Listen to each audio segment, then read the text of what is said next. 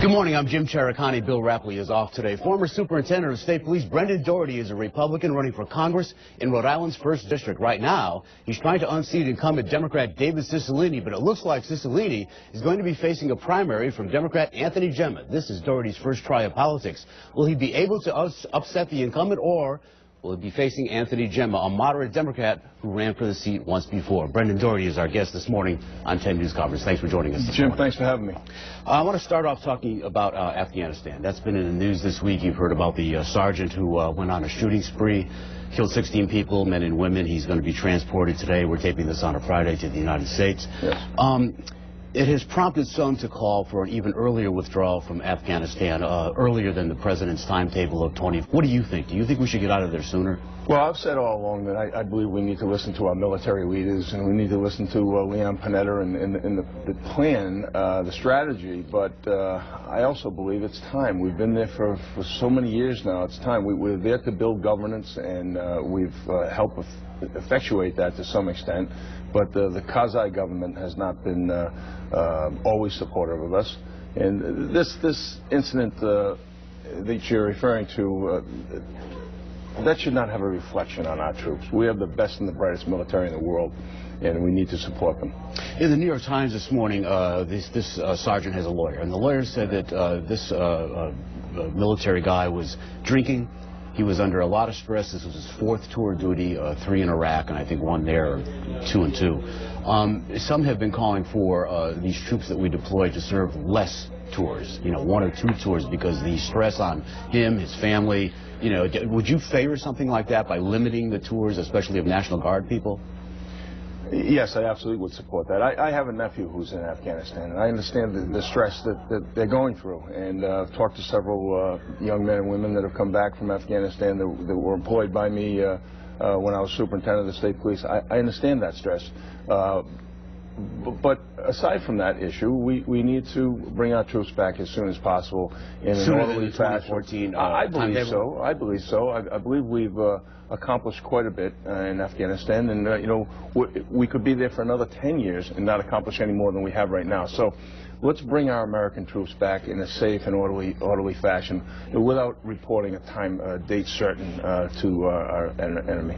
People like John McCain would say he's very critical of our withdrawal totally from Iraq, and he would say the same thing about, and he has said the same thing about Afghanistan, that by leaving we're allowing the Taliban and some whatever's left of Al-Qaeda to build up again. Are you concerned? Well, I'm concerned about that. We need to stick with strategy, and that was building governance there, and building democracy, and we have done this. So without having a strong complement of troops there, we can still support the governance in Afghanistan with training and whatnot.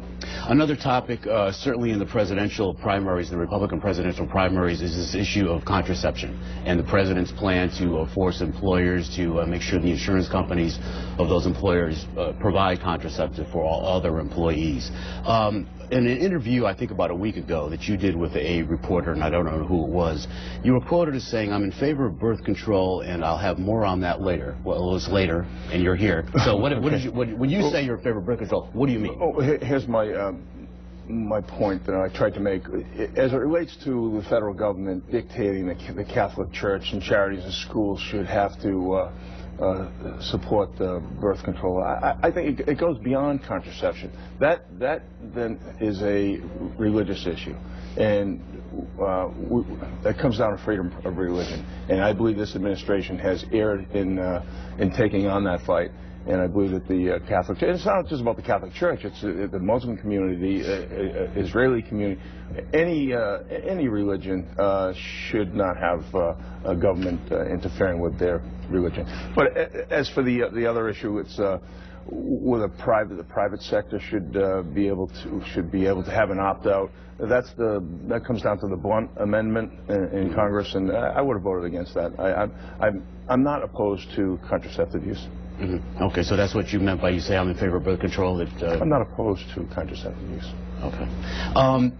But a Bloomberg poll yesterday, so the 60% of all Americans and 70% of the women in that poll agree with Obama's stance on this. They say it's not a religion, they say it's a women's issue, a women's rights issue. Do you agree with that? It depends on, there's bifurcated issues there. We're talking about forcing the Catholic Church, or we're talking about private business? Well, both. Well, first the Catholic. I think there's two separate issues there. I mean, yeah, I would see where a woman would be in favor of providing health care and providing contraception through their businesses, but not the Catholic Church. Different issue. That's religious freedom. Okay. Let's talk about jobs. Rhode Island, as you probably know, has the third highest unemployment rate in the country. It has the highest unemployment rate here in New England. If you get elected to Congress, what very specific legislation would you introduce or support that would not only improve the business climate for jobs in the country, but specifically for Rhode Island? Yeah, specifically for Rhode Island, first of all, we need to look at the whole picture, and we need to talk about tax reform.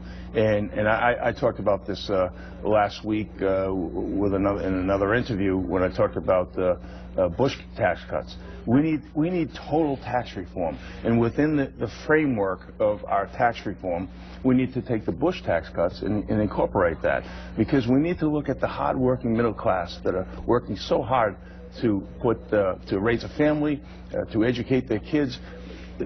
Our tax code, Byzantine tax code, is just too difficult. We need to simplify it. We need tax reform now, and we don't need Bush tax cuts in 2050. We need to address that now.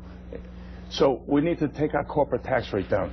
Our corporate tax rate's 35%, one of the highest in the world. And when you look at the state tax rate here in Rhode Island, it's 9% corporate tax rate.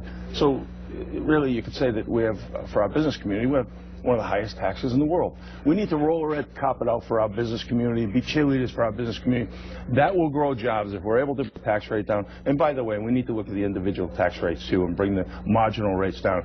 But our corporate tax rate, if we can allow businesses to grow, businesses to easily hire people, grow jobs, that's what we need for America. That's what we need for Rhode Island. I just sat with a fellow in a business in Woonsocket a couple weeks ago, and he was talking about the consistency. We don't have consistency in our tax code. So as a result, they don't have confidence. I've been traveling throughout the first district talking to business owners, and they just don't have confidence in this tax code to hire. One fellow just told me, I could hire 6 people next week, but I'm afraid of Obamacare, and I'm afraid of the tax code. We're going to talk about Obamacare in the next segment of the program, but speaking of those Bush tax cuts, I saw that interview on another station that you did last week, and your answer to that question, to me, was a bit confusing. So let me ask you, are you in favor of making the Bush tax cuts permanent for everyone? Well, no, I'm talking, well, yes, permanent within a new tax structure. And what would the new tax structure be? Well, we need tax reform. We need tax reform to address all of the issues in the Bush tax cuts, plus the loopholes, because we hear about the Warren Buffett rule and whatnot. Well, what's your idea of a new tax structure? A new tax structure is to sit down at the table with a bipartisan solution to coming up with a new tax code. Not to just keep tinkering around and nibbling at it. So they're going to expire, you're talking about the Bush tax cuts, they're going to expire at the end of this year. Obviously, if Congress can't get this done, which Congress has failed us in many ways, so I can't say that I'm too confident we'll have tax reform this year. But if they can't get this done, then we need to extend the Bush tax cuts until the next Congress can get it done. So all of the write-offs within the Bush tax cuts should be within the framework of a new tax reform. Now, we need to simplify that for the hard-working Americans. We need to simplify it for the middle class who are paying too much. Bring the marginal rates down. It affects small businesses. We have to take a break. Our guest today is Brendan Doherty, a Republican candidate for Congress in the 1st District. 10 News Conference will continue right after this.